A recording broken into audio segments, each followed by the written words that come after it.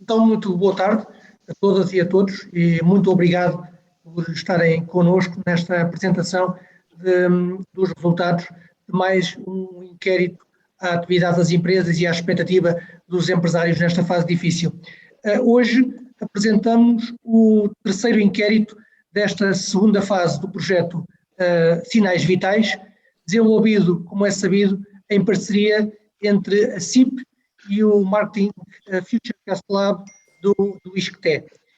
No total, já esta é a 10ª edição do inquérito que apresentamos e, portanto, de forma sustentada, consolidada, temos vindo a fazer o inquérito no sentido de termos informação credível, objetiva e atualizada sobre o que pensam os empresários e os gestores de topo sobre a atual conjuntura económica, sobre as expectativas que têm para as suas empresas e para a economia nacional e também sobre este momento particularmente difícil para todos, também para as empresas portuguesas, do impacto da pandemia de Covid-19. Este trabalho não podia ser desenvolvido, obviamente, sem o ISCTE, mas também sem o trabalho das associações que estão presentes na CIP.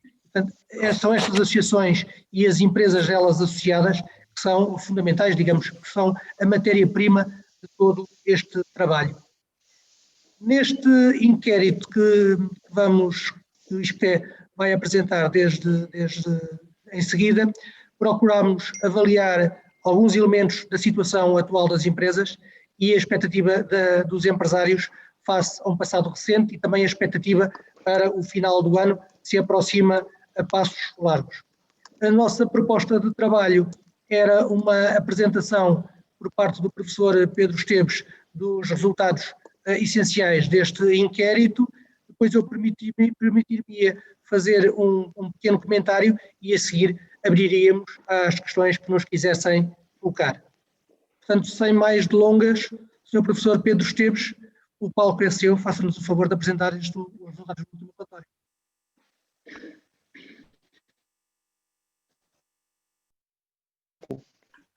Muito obrigado, Soutor.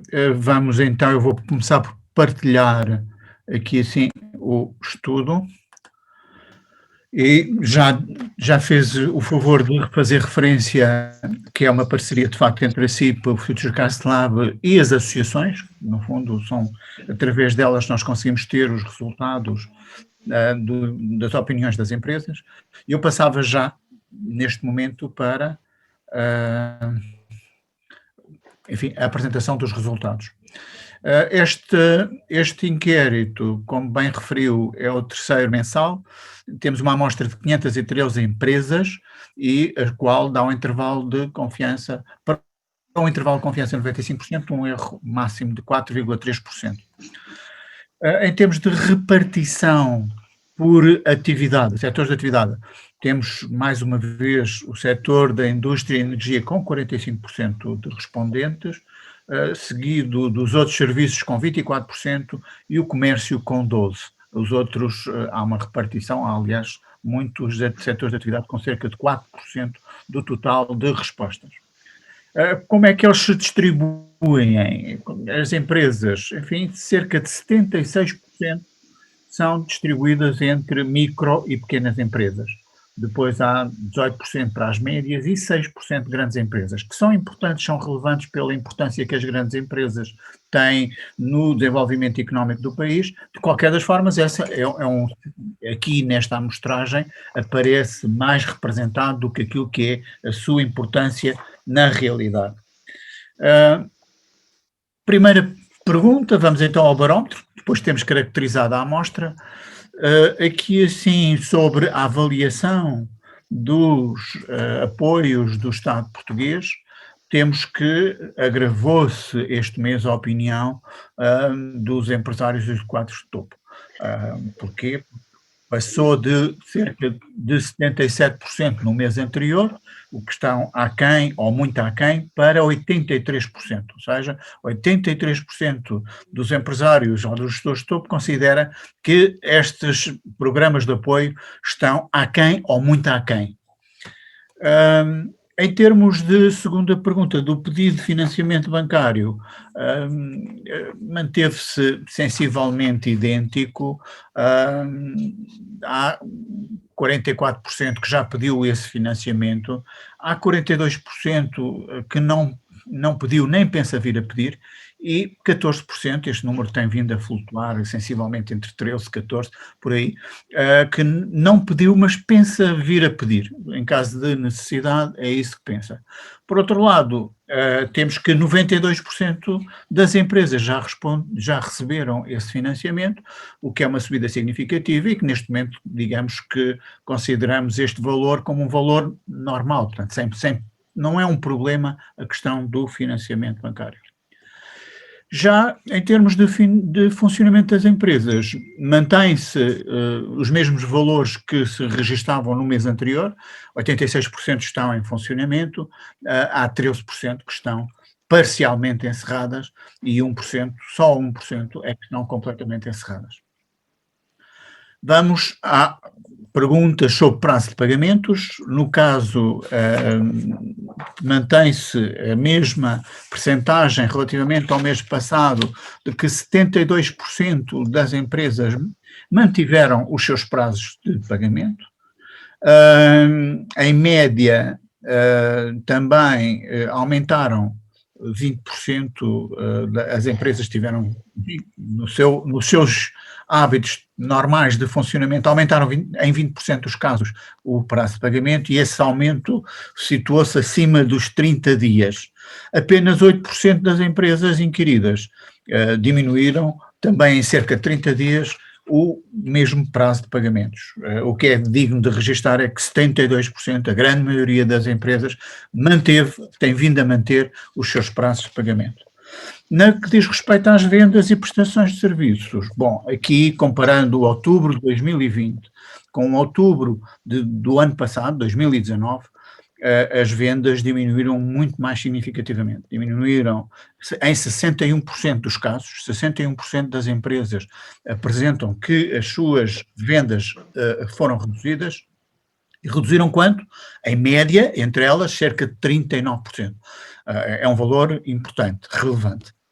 De qualquer das formas, este valor de 61% das empresas a registrar um decréscimo das suas vendas representa também um agravamento em relação ao mês anterior, onde apenas 56% tinham indicado essa redução.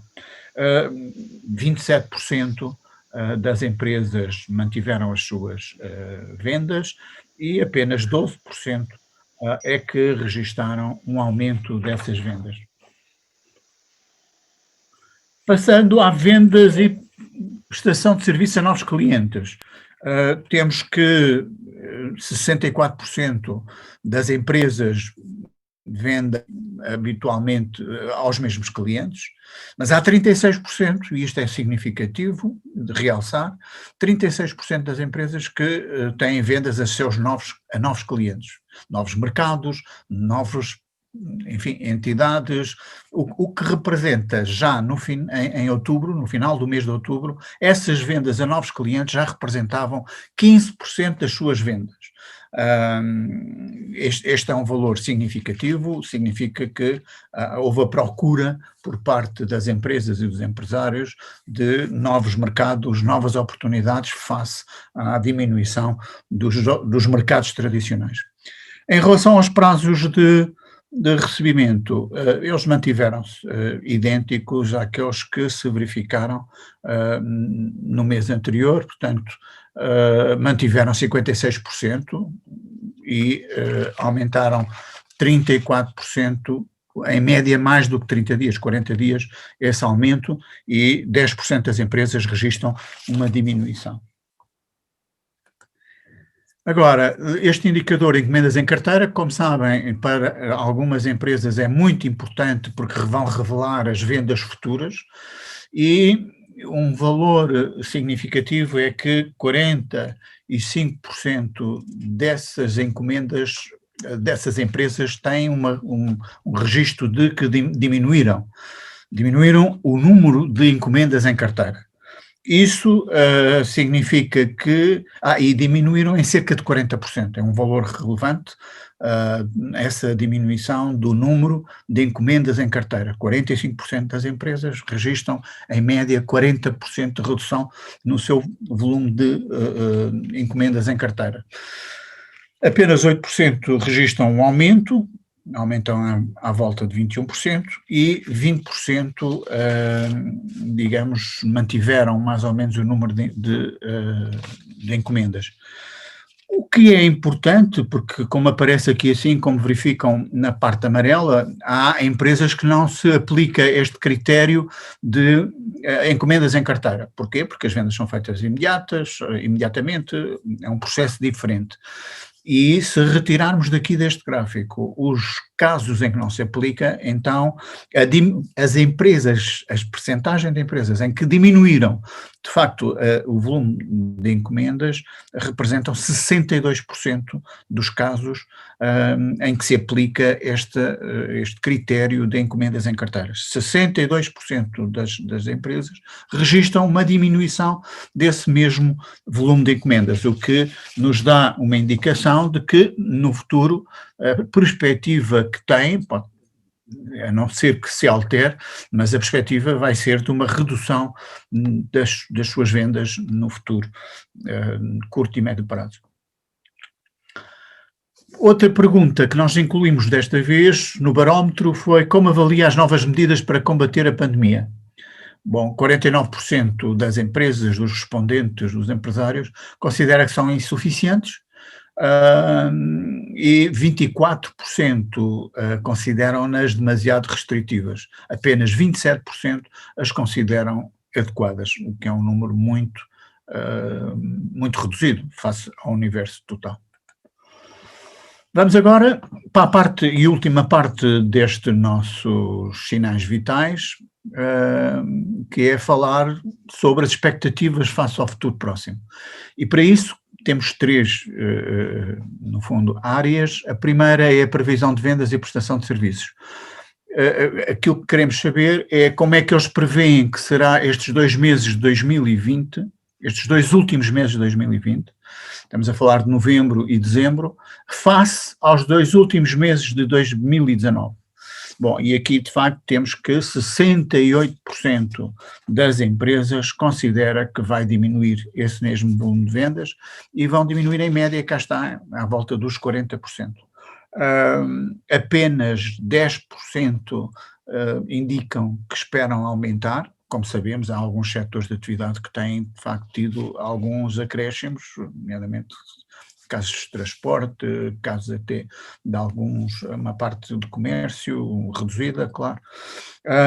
Mas, de facto, o que é importante aqui assim realçar é esta redução em 68% das empresas, e apenas 22% se mantêm ou espera manter essas vendas. Estes valores pioram porque este número de empresas que pensa diminuir o seu volume de vendas, no mês anterior era cerca de 60% e agora estamos nos 68%. Enfim, é um dado significativo de pioria da visão dos empresários em relação ao seu futuro próximo. Recursos humanos, bom, aqui assim temos a registrar de facto igualmente um valor significativo das empresas que pensam manter o seu número de colaboradores. 75% revelam que vão manter, apenas 21% enfim, dizem que pensam diminuir esse número de colaboradores, e diminuir em quanto? Em média também 24%. De qualquer das formas, o que há aqui a realçar é de facto os empresários e as empresas que pensam em manter as suas forças, os seus colaboradores. Lembro que neste mês temos 75%, no mês passado tínhamos 73%, portanto há mais empresas a pensar a manter os seus recursos humanos.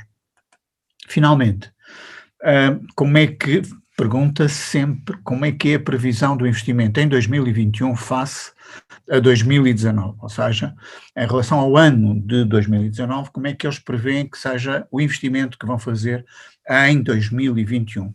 E aqui 46% das empresas indicam que vai diminuir. E diminuir, em média, 53%. 39% pensam manter e 15% aumentarem. Neste caso concreto, se aumentarem, estão a pensar aumentar em 38%. De qualquer das formas, é importante comparar este quadro com aquele que foi do mês anterior, e no mês anterior a diminuir nós tínhamos 39% das empresas, e neste momento temos 46%. E a aumentar tínhamos 18% das empresas e agora só temos 15%, ou seja, há aqui uma visão mais pessimista em relação àquilo que pode ser o ano de 2021. Por mim, doutor, dou por terminada a minha apresentação, estarei disponível para as perguntas que houver necessidade de dar resposta. Muito obrigado. Muito obrigado, professor Pedro Esteves. Bom, se me permitem, não querendo amassarmos nem repetir a informação, mas gostava de chamar a atenção aqui para 4 ou 5 números que foram agora elencados pelo professor Pedro Esteves. Desde logo, para nós é muito relevante que a grande maioria das empresas está a elaborar e está em plena atividade.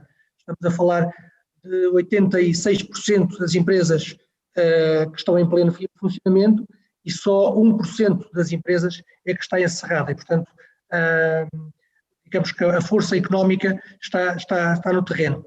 Agora, um dos aspectos negativos que consta deste inquérito é que, à semelhança de outros meses, mas agravado neste último inquérito, é que 4 em cada 5 dos empresários inquiridos considera que as medidas que foram tomadas pelo governo, portanto, as medidas de combate à crise económica, acabam por ficar aquém ou muito aquém daquilo que é necessário.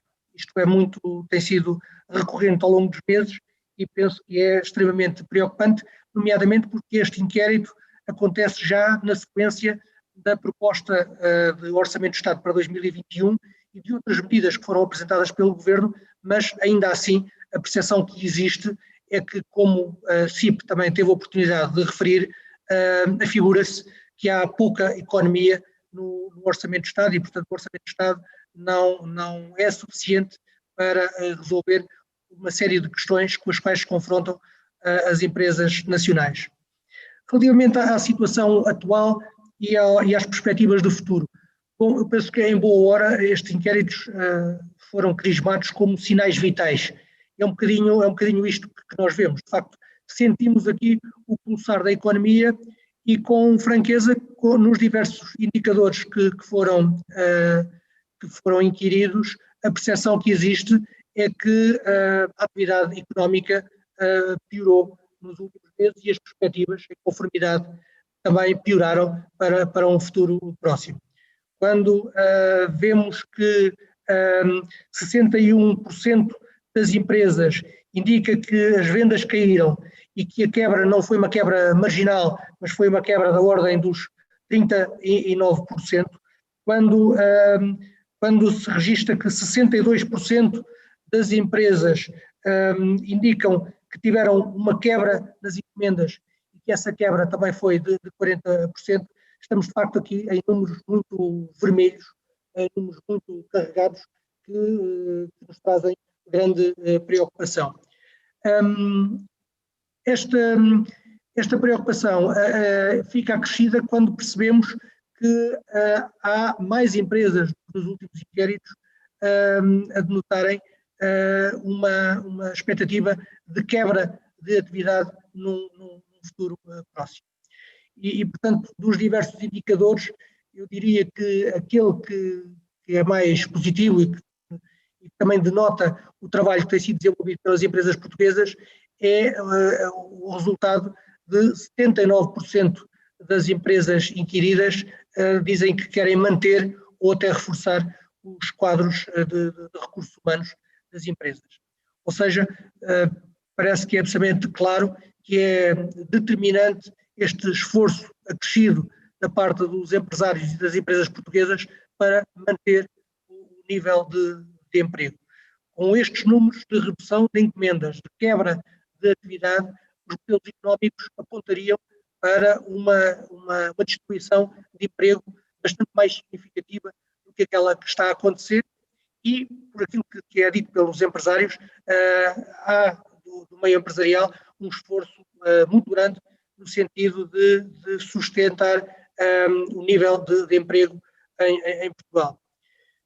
A perspectiva que existe é que Portugal teve um terceiro trimestre que foi menos negativo do que o trimestre anterior, e com alguns sinais positivos, e entramos no quarto trimestre de forma bastante negativa, e recordo que estes resultados são anteriores até à declaração do mais recente estado de emergência, portanto com algumas medidas adicionais que foram tomadas e que também penalizam uma série, diria, a totalidade da economia e em especial alguns setores.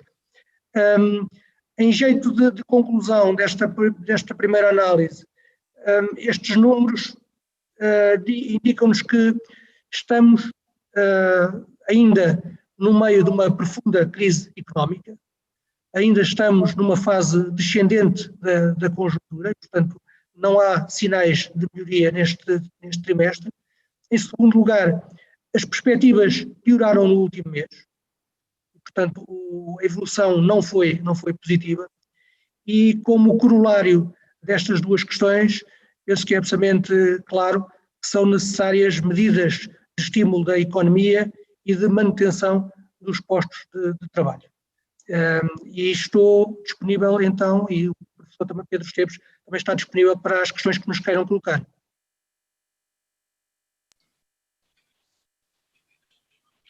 Obrigado.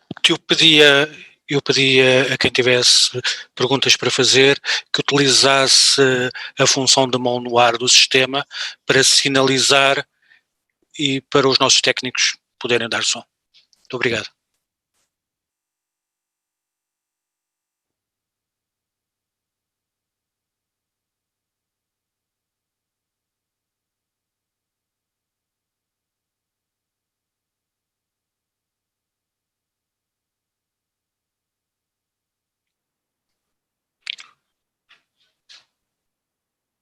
Hugo, por favor.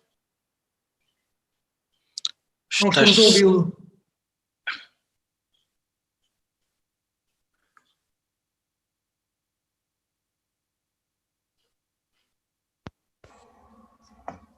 Agora sim.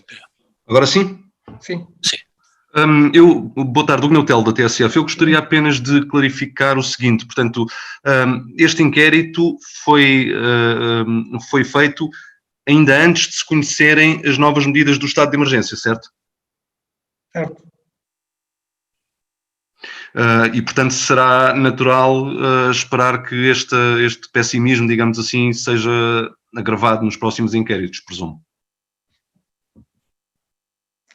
Não sei, professor Pedro Esteves, quer dar alguma nota metodológica sobre o inquérito? Muito bem, portanto, o inquérito decorreu ainda antes do anúncio destas medidas mais restritivas de estado de emergência e, portanto, confirmo aquilo que o Neutel estava a dizer, ou seja, é provável que estas medidas venham a agravar no próximo inquérito a perspectiva que os empresários têm em relação ao futuro, nomeadamente no setor do comércio, etc. Ok, obrigado. Portanto, confirmo isso. Obrigado.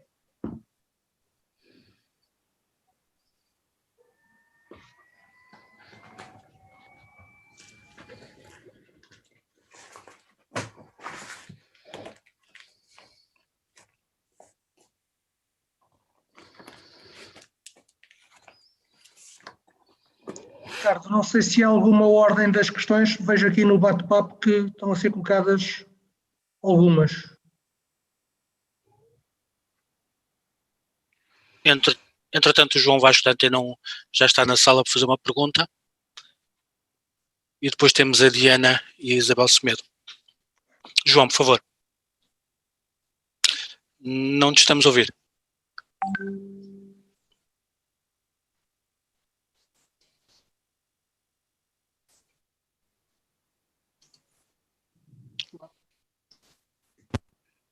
Ui, agora deu. Experimenta. Não.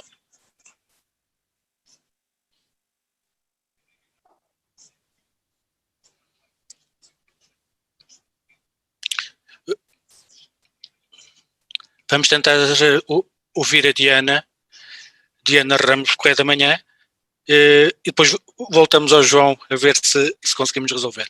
Bem. Diana, por favor.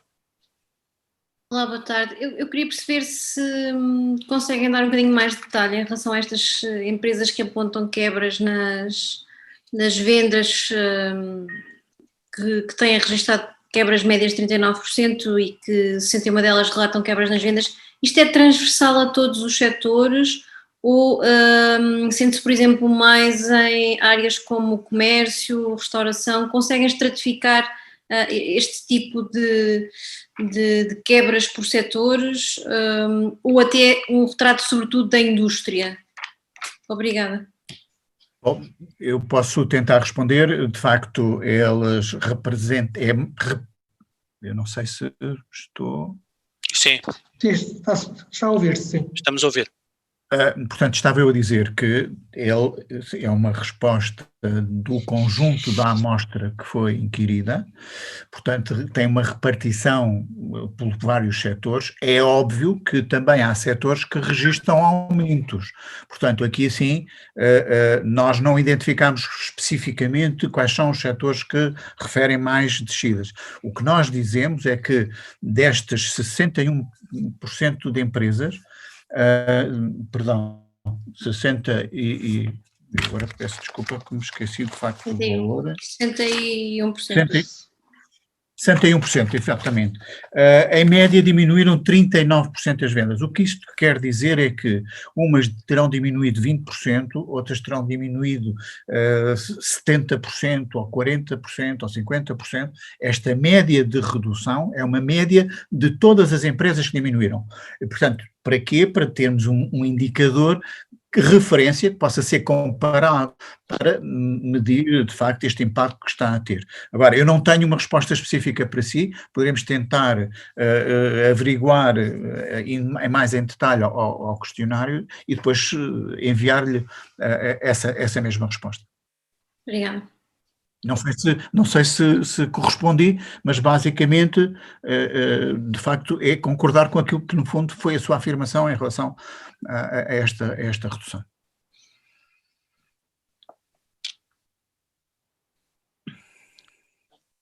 Isabel Semedo, ECO, por favor.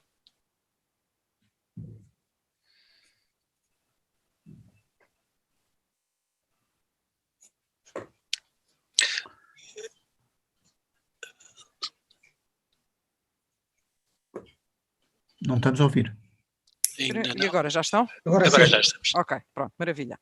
Estava eu então a perguntar, boa tarde antes de mais, relativamente a esta questão dos recursos humanos, o professor Pedro Esteves já disse que então este estudo é anterior às últimas medidas do estado de emergência. Mesmo assim, na altura, os dados que conseguiram é que 75% pretende manter os quadros dos recursos humanos. A minha pergunta é, de acordo com a experiência que tem, estes 75% vai diminuir para quanto? Para depois das medidas, exatamente. Eu poderei avançar com uma resposta, que é a seguinte: o inquérito foi feito, de facto, tendo terminado as respostas das várias empresas no dia 11 de novembro, ou seja, na semana passada. É óbvio que o estado de emergência foi anunciado posteriormente e, portanto, o impacto que tem nas respostas do inquérito não reflete.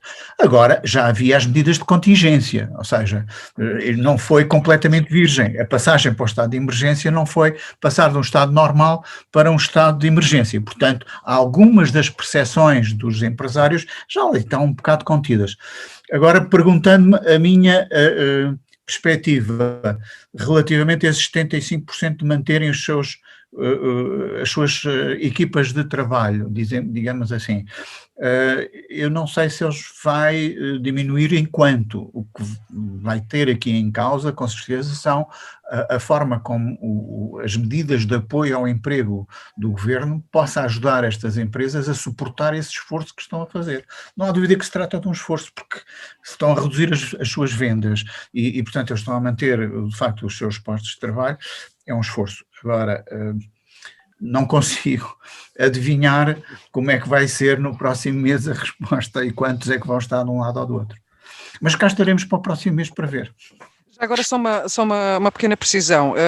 Este valor é relativamente aos quadros da empresa, não das empresas. Portanto, ninguém fez perguntas relativamente às pessoas que estão a contratos e as recibos verdes. Não, é uma resposta global à relação aos colaboradores. Ok. A todos os colaboradores que a empresa tem. É uma resposta Não aberta. há esse... É uma resposta aberta, mas é uma pergunta aberta para uma resposta aberta, mas que possa dar uma leitura. Eu pedi ao Óscar, se não quer comentar. Permita-me só Com certeza. duas notas em relação à questão do emprego. O Governo aponta nas projeções macroeconómicas que estão no Orçamento do Estado para um desemprego de 8,7% este ano. Vários estudos tinham projetado que a taxa de desemprego iria atingir os 2 dígitos, portanto que estaríamos nos 10%, tendo em conta esta quebra brutal da atividade durante semanas e semanas. Quer dizer, neste momento o número do desemprego é claramente mais baixo do que aquele que os números variam a supor. Isto tem a ver, de facto, com o tal esforço das empresas de manter o emprego. Mas não nos enganemos. As palavras da Presidente do Conselho de Finanças Públicas no final da semana passada foram muito claras. Quando diz que teme o aumento massivo do desemprego e das falências, sendo esta uma declaração da Presidente do Conselho de Finanças Públicas, uma pessoa altamente qualificada e com a informação que ela dispõe, estamos de facto perante um risco enorme.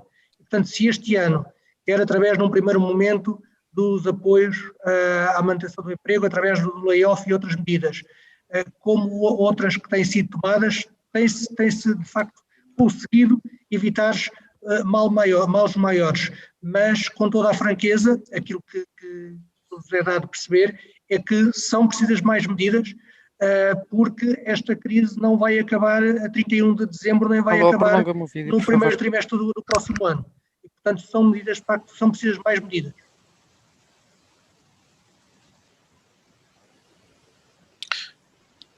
Obrigado. Podemos tentar agora ver se o João Vasco da Antena 1 se consegue já colocar a questão. João.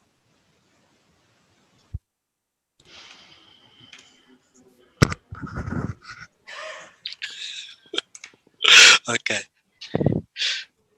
O Hugo Neutel da TSF tinha outra pergunta para fazer? Hugo. Sim, era uma clarificação apenas porque o professor Pedro Esteves indicou que as empresas terminaram as respostas no dia 11, certo? É que as medidas, as novas medidas do estado de emergência foram anunciadas no dia 7, já a madrugada dentro, é certo, mas foi no dia 7. E, portanto, a ideia com que eu tinha ficado inicialmente, que era este inquérito não tinha sido influenciado, digamos assim, pelo conhecimento que haveria dessas medidas.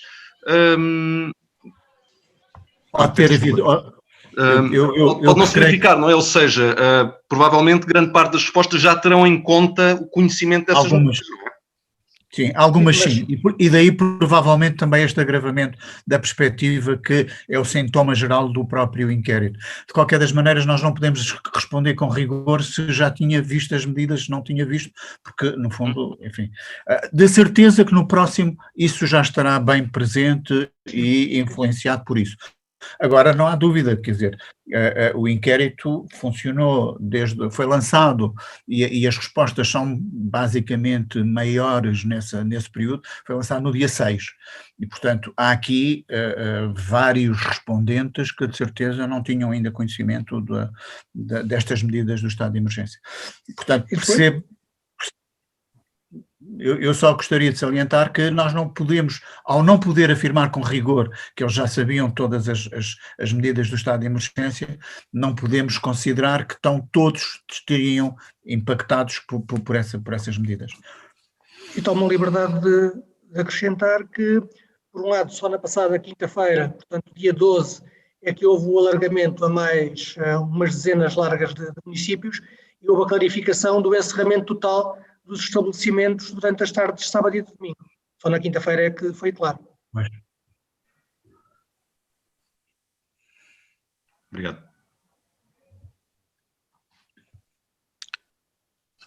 Vicente Lourenço, por favor.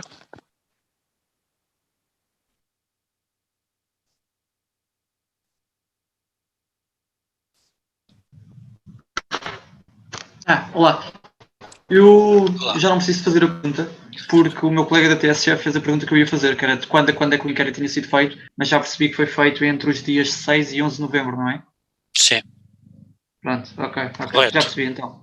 Mas já agora permitam-me, em relação ainda à questão metodológica e à questão do timing, há aqui outros dois fatores que também não estão já agora incluídos no resultado deste inquérito.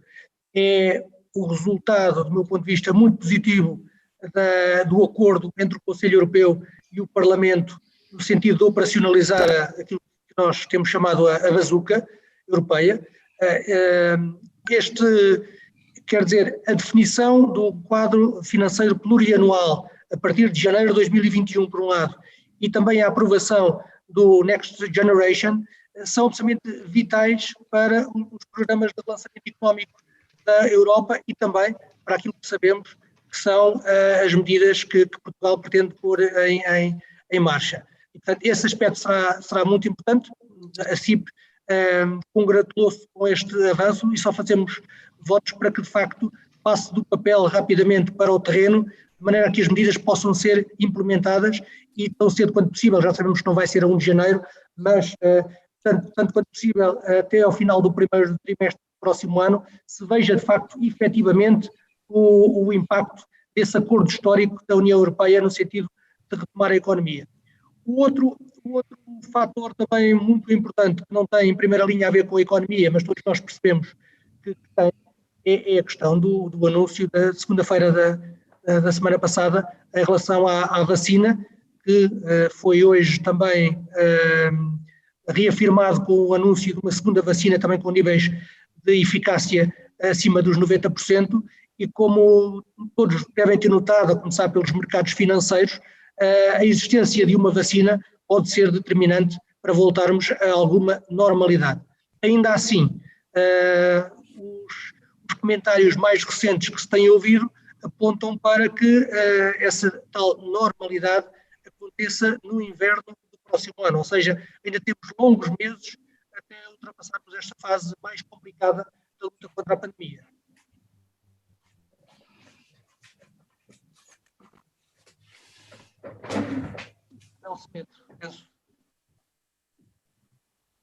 Exato. Isabel, por favor. Não se está a ouvir. E agora, já estão? Agora já estamos. Agora já estão. Era só para precisar, Óscar Gaspar, um pouco, e pedir-lhe que se sintetizasse um pouco mais em relação à questão dos recursos humanos e dos quadros. Portanto, este estudo foi completado 3 dias depois, ou pouco tempo depois das novas medidas, segundo percebemos. No entanto, aquilo que se prevê é que este valor seja bastante diferente, se calhar só meia dúzia de empresas é que vão eventualmente manter os recursos humanos, pelo menos a nível dos quadros, intactos como estão agora. Bom, eu não farei futurologia, mas e também, como disse o professor Pedro Esteves, estamos a falar em algumas circunstâncias de diferenças muito significativas entre uns setores de atividade económica e outros setores. É sabido por todos que a restauração o comércio em geral, a hotelaria, os transportes aéreos, são dos setores com um impacto mais forte, mais profundo, e portanto também, de alguma forma, demorarão mais a estabilizar.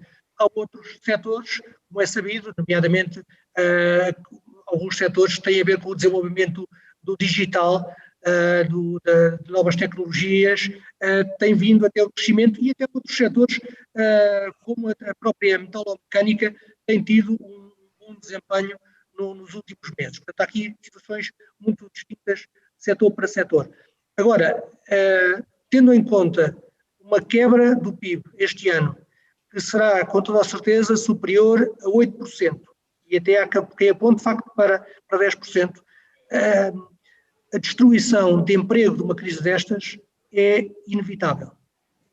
E é por isso que a CIP, desde o primeiro dia, tem dito que para termos um suporte do emprego, nós temos que ter medidas específicas para o efeito. As empresas não podem continuar de portas abertas e manter todos os seus recursos humanos, por muito que gostassem de o fazer, se não tiverem atividade.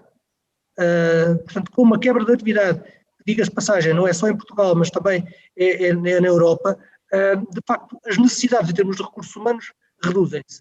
E, portanto, para haver aqui um ajustamento para acomodar melhor este efeito, só há hipótese se houver políticas públicas capazes, suficientes, em condições de fazer este período de transição com o mínimo possível de destruição de emprego. Nós, quando falamos de um aumento de taxa de desemprego de 1%, não nos podemos esquecer que estamos a falar de cerca de 55 mil trabalhadores. É este número que estamos a falar e, portanto, o impacto em termos sociais é um impacto enorme. E ao contrário daquilo que às vezes é a voz corrente em algumas discussões, que aquilo que a CIP defende é o apoio às empresas, o que a CIP defende neste momento é o apoio à economia nacional, é o apoio à manutenção do emprego. Porque se não for assim, se for pura e simplesmente numa lógica económica pura e dura, a destruição de emprego será com toda a certeza maior. Ok, obrigado. Obrigado. Eu faço agora uma pergunta do Jornal Económico, do António Vasconcelos Moreira, que nos chegou pelas redes. E ele pergunta que comentários é que a CIP faz, que comentários é que o setor da restauração tem feito chegar à CIP sobre os apoios que o Governo tem definido para o setor. Bom, o setor da restauração, conforme referi, é daqueles que reconhecidamente é dos mais afetados. As pessoas estão confinadas, as pessoas estão obrigatoriamente em teletrabalho e, portanto, a verdade é que quando há instruções para as pessoas se manterem em casa, quer dizer que o nível de atividade da restauração cai necessariamente. E aquilo que nós sentimos que os empresários da restauração têm pedido, mais do que subsídios, é de facto que os deixem trabalhar. E não sendo possível trabalhar por questões de saúde pública, então que haja políticas públicas que permitam manter as empresas. Portanto, as pessoas da restauração estão muitíssimo preocupadas com esta situação. Aquilo que também gostaria de transmitir é o seguinte: a CIP entende que a concertação social é uma sede necessária e excelente para discutir este tipo de medidas. Permitam-me dizer, ainda esta manhã estava numa reunião em que participaram elementos da Comissão Europeia e foi também reiterado que a nível europeu era absolutamente essencial que houvesse envolvimento dos parceiros sociais naquilo que são os planos de recuperação e de resiliência de cada um dos Estados-membros.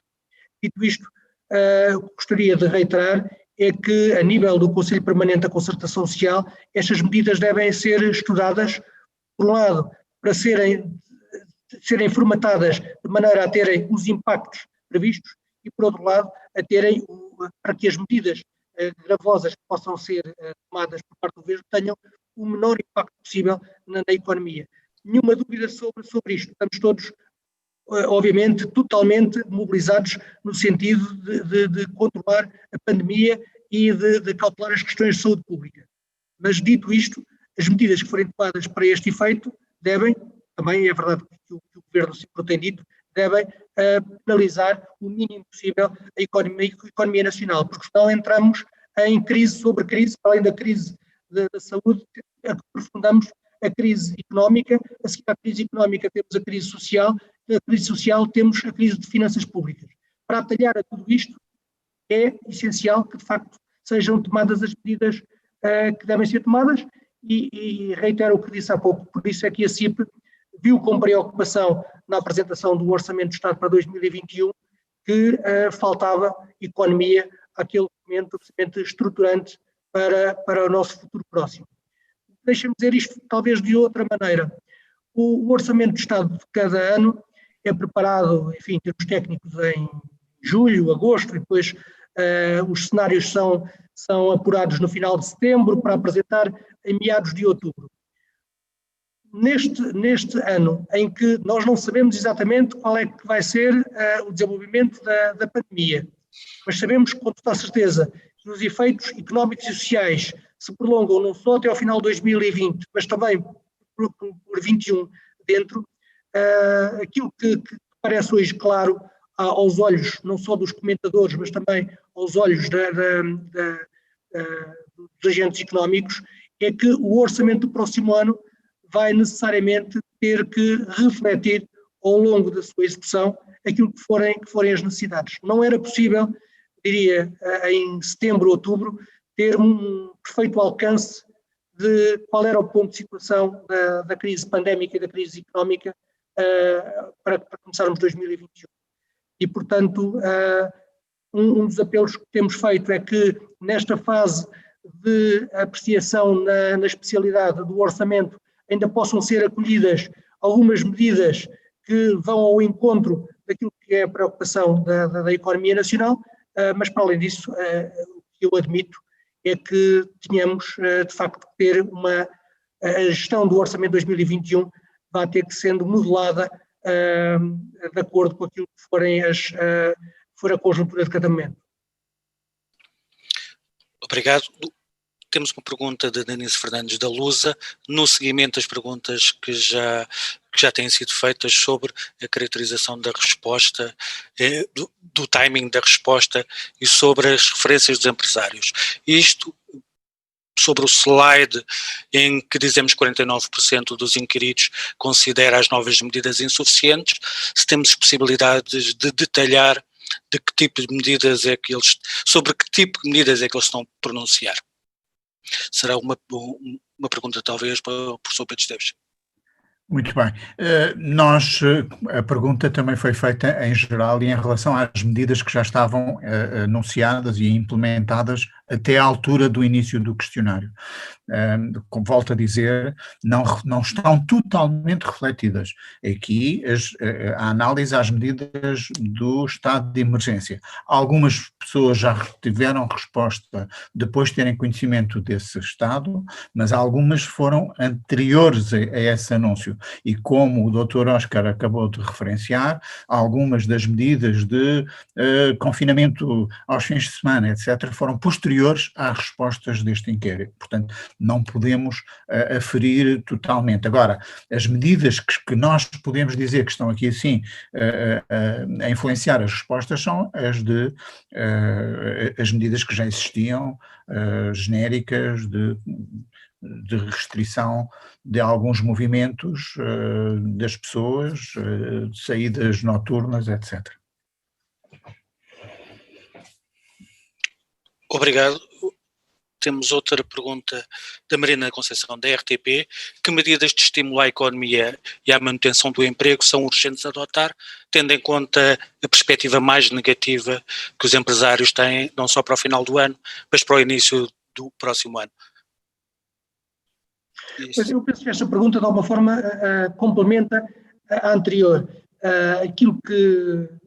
Presumo que aquilo que sejam as maiores críticas dos empresários, à partida, são aquelas também medidas que a CIP tem alertado que são necessárias implementar. Ou seja, Nós desde março que temos dito que os instrumentos de dívida são insuficientes para resolver o problema das empresas. Puderam resolver algumas questões que tinham a ver com tesouraria, e portanto em março, abril, mas as empresas portuguesas não precisam de mais endividamento. E, portanto, desde o início que nós fomos muito claros na necessidade, desde logo, também de haver instrumentos de capital ou de quase capital, no sentido de reforçar a estrutura de capitais das empresas nacionais.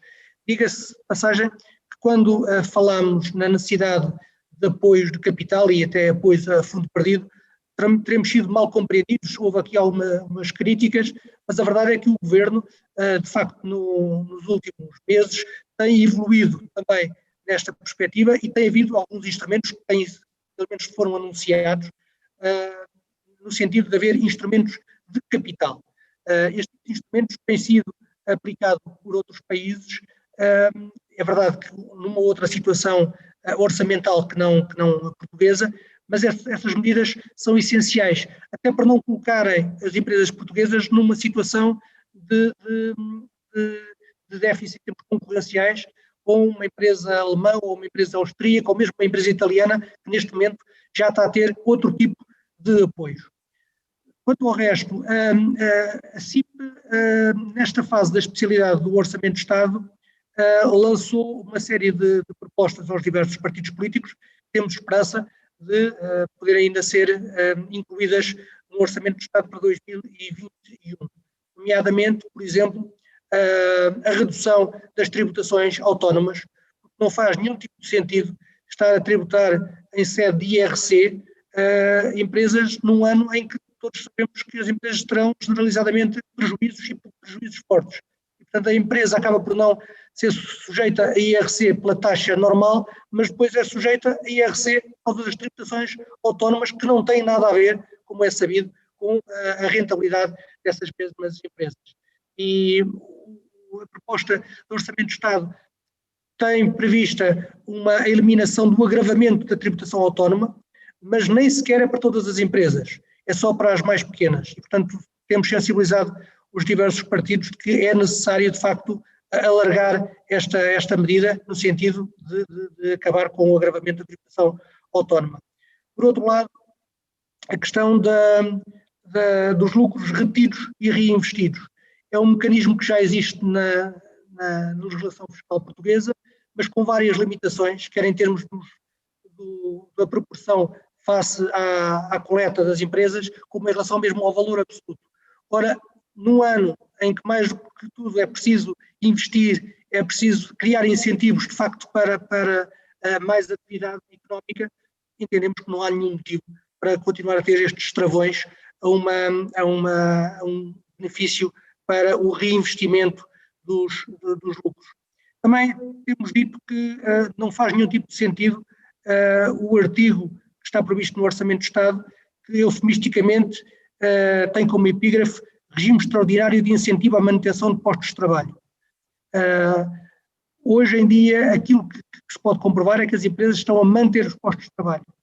O regime de estímulo à manutenção dos postos de trabalho tem que ser pela positiva, permitir às empresas manter os postos de trabalho e não com algum tipo de ameaças ou de cortes de incentivos, quando se sabe que as empresas não estão, por um lado, não estão a despedir, e quando estão a despedir não é por nenhum ato de redução da atividade, nem sequer de aumento de eficiência, é porque pura e simplesmente não há atividade para levar a cabo. Outra das medidas que a CIP tem defendido desde sempre e continua a ser absolutamente essencial é que o Estado pague a tempo e horas. Não há nenhum bom motivo para que não se cumpra a diretiva comunitária e a lei nacional do Estado pagar a tempo e horas, e nomeadamente pagar a 60 dias. Estamos a falar de centenas de milhões de euros que são devidos e que o Estado, se os injetar na economia como deve, permite também ter aqui um estímulo à atividade económica. Se pudermos ir a dar aqui mais alguns exemplos, só voltando à questão inicial. A CIP, de facto, desde março, propôs a criação de um fundo de fundos no sentido de permitir a capitalização das empresas. Continuamos a pensar que essa questão é essencial. Foi, entretanto, formalizado, como é o conhecimento geral, o Banco de Fomento. Era muito importante, mais uma vez, além de ter sido criado, o Banco de Fomento entre em funcionamento pleno e assuma aquilo que são as suas competências legais e estatutárias e funcione como um verdadeiro Banco de Fomento em Portugal. Praticamente todos os Estados-membros da União Europeia têm bancos de fomento, alguns deles com um excelente resultado nas últimas décadas, e esse é um instrumento que também não podemos perder tempo, temos que o implementar desde já. Obrigado. Assim fica já respondida em parte a pergunta do João Vasco, da Antena 1, sobre as propostas da CIP no quadro do orçamento e as expectativas, mas ele acrescenta, depois desta resposta, se a CIP, nos contactos que tem tido com os partidos, que receptividade é que tem registado dos partidos com assento parlamentar e o que é que espera agora que aconteça.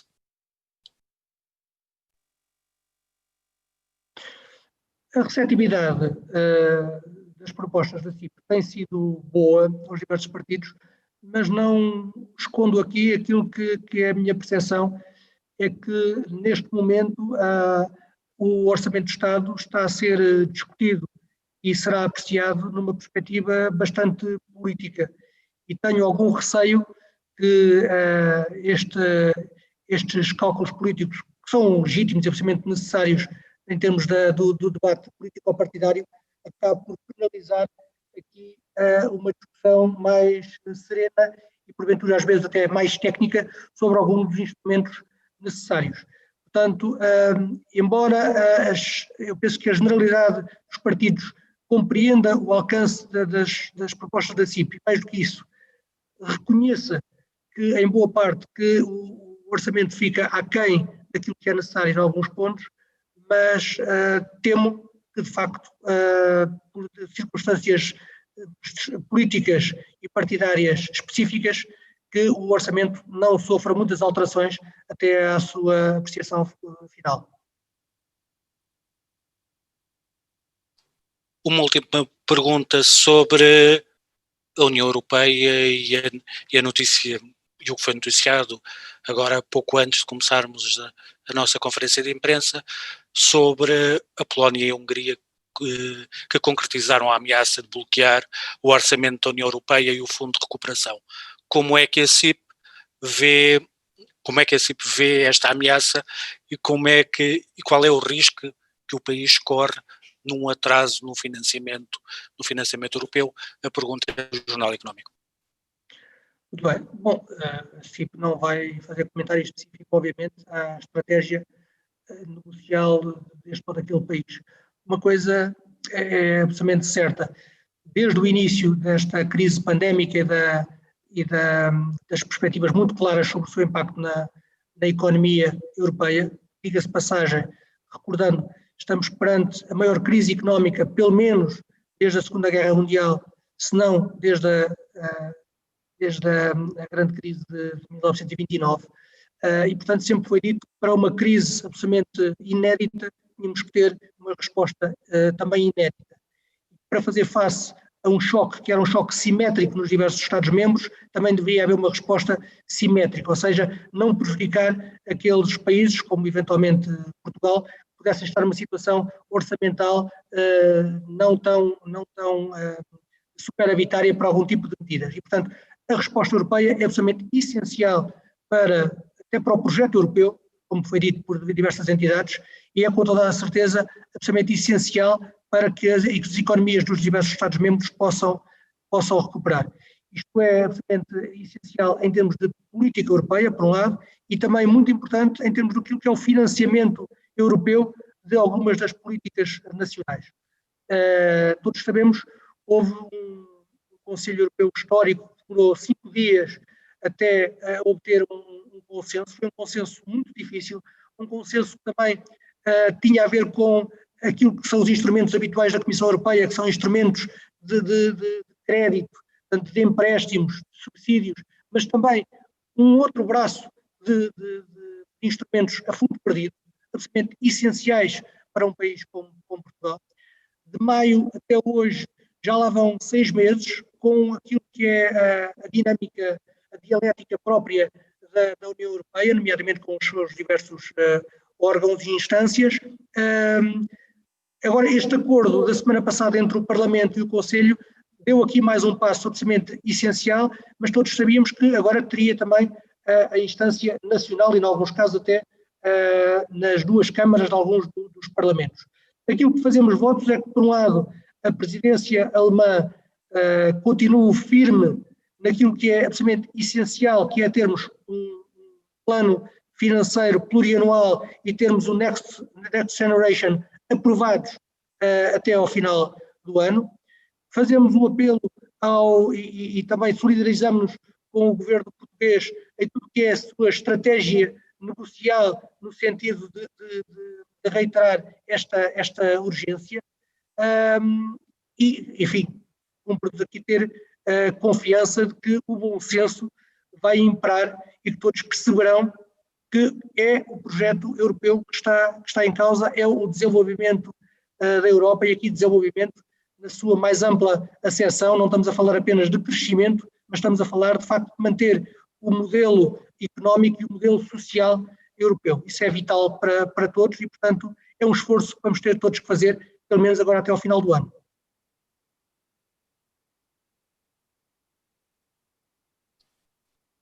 Obrigado. Eu penso que não haverá mais perguntas nesta altura.